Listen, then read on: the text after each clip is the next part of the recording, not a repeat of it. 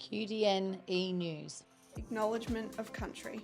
We acknowledge the traditional owners of the lands on which we meet. We pay our respects to the elders past, present and emerging, and acknowledge the important role Aboriginal and Torres Strait Islander people continue to play within the community.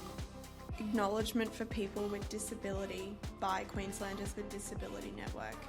QDN also acknowledges people with disability who have come before us and died in institutional settings, as well as those who are still trapped in institutions or silenced by institutional practices.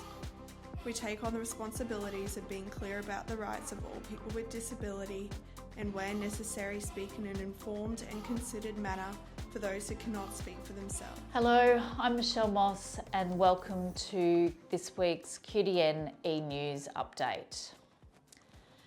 It has been over 5 years since people with disability and their families and the disability community began sharing their stories and experiences with the Disability Royal Commission into the abuse, exploitation and neglect of people with disability.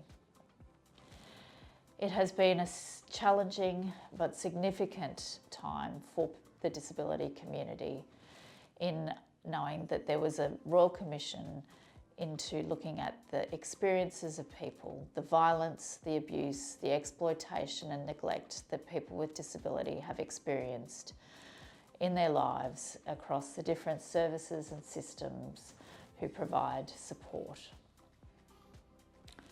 On Tuesday, the 30th of July, the Commonwealth and the state and territory governments handed down their response to the Disability Royal Commission, 10 months after we received the final report from the Commission at the end of September 2023.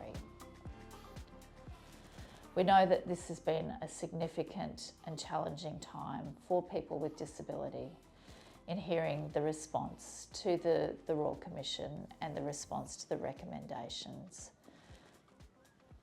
There were 222 recommendations for the Disability Royal Commission.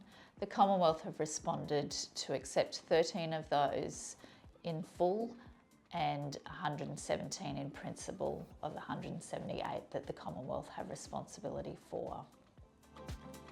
The Queensland Government have accepted 104 in full, partially or in principle of the 130 that they have responsibility for. We've also seen this week the Queensland Government release a disability reform framework, which is looking at how the Queensland Government will respond to the DRC as well as the NDIS review. This is important because it provides an approach which is coordinated and integrated and deals with these complex reforms in a way that brings them together. We know for people with disability that there's lots of consultation fatigue, and it has been a significant time with the Royal Commission and the NDIS review. So this is welcome that the Queensland Government is taking this approach. The Royal Commission brings an enormous opportunity to effect real change in the lives of people with disability. And QDN sees that it is really important that this next phase in how the Queensland Government will implement the recommendations, the 104 that it has in principle, the others that are under consideration. Now that we have the response, the next part of the work is about implementation. It is critical that there is accountability and transparency around the implementation of these recommendations.